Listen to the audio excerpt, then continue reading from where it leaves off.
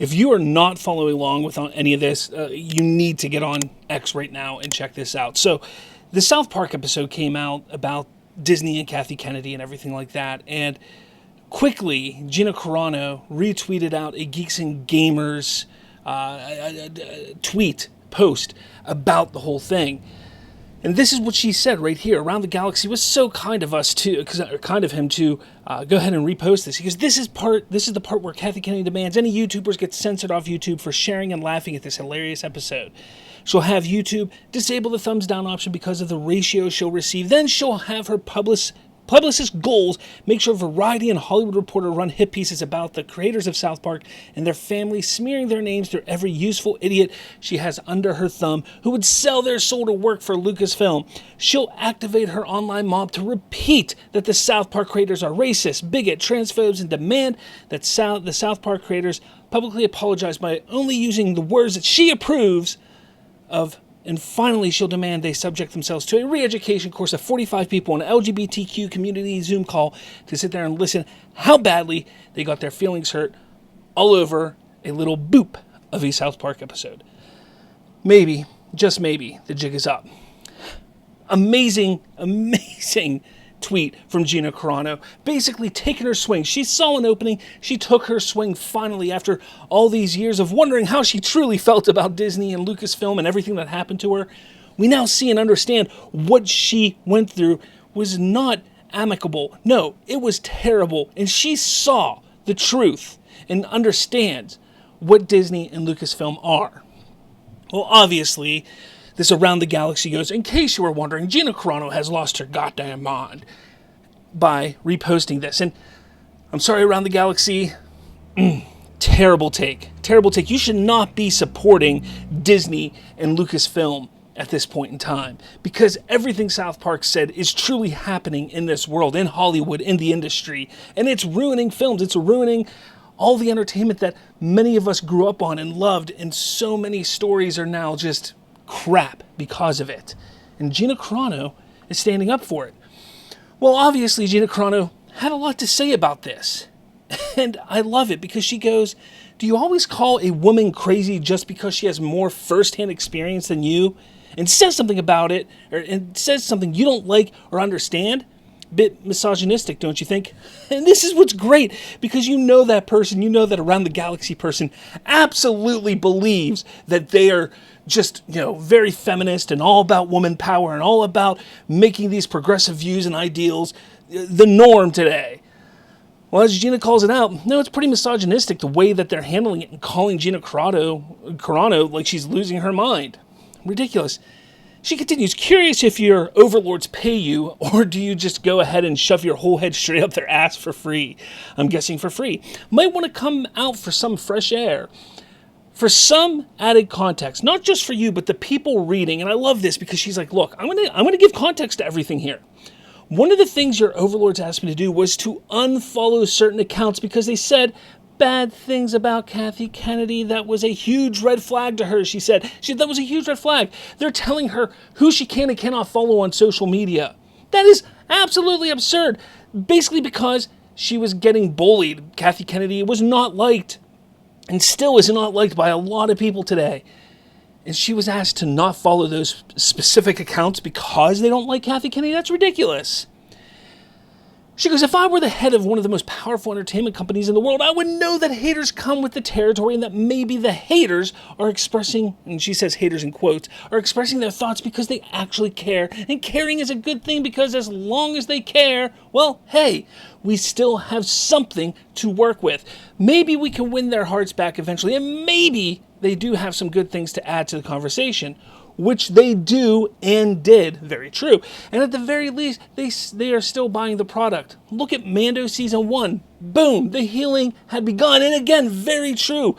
The one thing that the first season of The Mandalorian did was bring a lot of the naysayers, a lot of the people who were sick of what Star Wars turned into after they were taken over by Disney. They got behind it. They liked what Filoni and Favreau were doing there. If you're a proper good leader, you learn how to embrace and communicate, not dictate in silence and demand your actors and directors unfollow and shame more than half of your fan base and the people who have stuck with the franchise for decades. It's almost like she's repeating everything I've said before. It's crazy. Side note, she says, don't say the Force is female and then allow only the men to express their political views and then only... I'm sorry. Side note, don't say the Force is female and then allow only the men to express their political views online. In fact, just drop the ridiculous phrase completely. Thank you.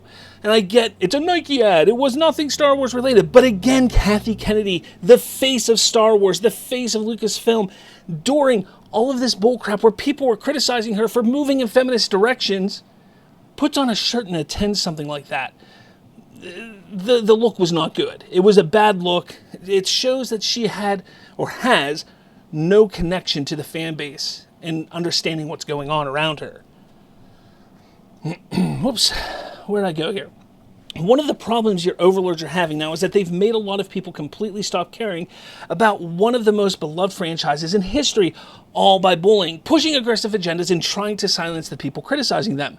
How are they able to tell stories they don't understand when the ones they identify with are the Empire? They're literally trying to squash the little guys, the rebellion. No wonder the storytelling is struggling. I love this because so many people, especially on the progressive side and the leftist side, will try and say, oh, look at Star Wars. You're the Empire. They're just trying to squash you. They're the rebellion. Disney and Lucasfilm are the rebellion. That's what they try to say. No, it is the complete opposite way around. They've become the protagonist in their story, or not protagonist, the antagonist in their story as the fans. We're the protagonists. We're the ones trying to make sure everything is good, making sure that everything is family-friendly and enjoyable for all. But you just continuously ruin it. You're the villains in this.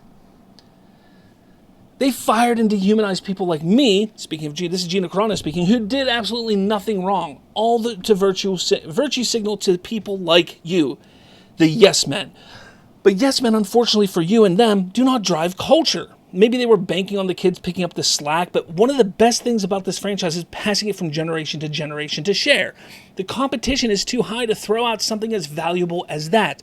Why would one generation pass it on when you've disrespected and thrown them away? Precisely.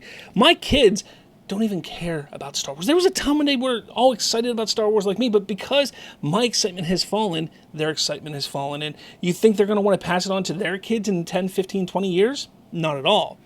Your overlords, Gina says, tried to hide behind the two opposing fan bases fighting each other instead of taking responsibility. So they encourage the hate, all while virtue signaling they are standing up for minorities, but instead using them as a shield and weapon. Oh, that's exactly what the left does in all sorts of things, not just with Star Wars, but with race, with gender, with the LGBTQ. They weaponize them and use them as a shield. It's ridiculous. They think, and she continues, they think people will forget, and yes, maybe they will, but this moment they have heard the people's voice and it shook them. They're choosing to stick with their weak leadership who couldn't handle YouTubers saying mean things online, when all it would have taken is a true leader to step in, take the reins, take responsibility, stop discriminating, apologize about the things that they've been doing wrong, step completely out of politics, be truly inclusive, and they'd be back in business. Until then, they're stuck with you, the yes men, and their plummeting stock. I'm not saying I'm right on all fronts, but I am open-hearted and refuse to discriminate based off of powerful people telling me how to think and act. And if there was something I needed to apologize for, I would have in a heartbeat, but I didn't say or do anything wrong. People come up to me daily to shake my hand and thank me for taking a stand, even people who think differently. One thing is true. Good leadership makes for a better world, leading to healthier, happier people and better opportunity. Look around. We're watching the devastating effects of what bad leadership can do worldwide. Gina Carano has become one of my most favorite people in the world right now. She had her opportunity. She took the swing. She hit. And then you have the yes man around the galaxy come out and, they got to defend their beloved Star Wars and Kathy Kennedy. And what happens? She takes another swing and knocks him down.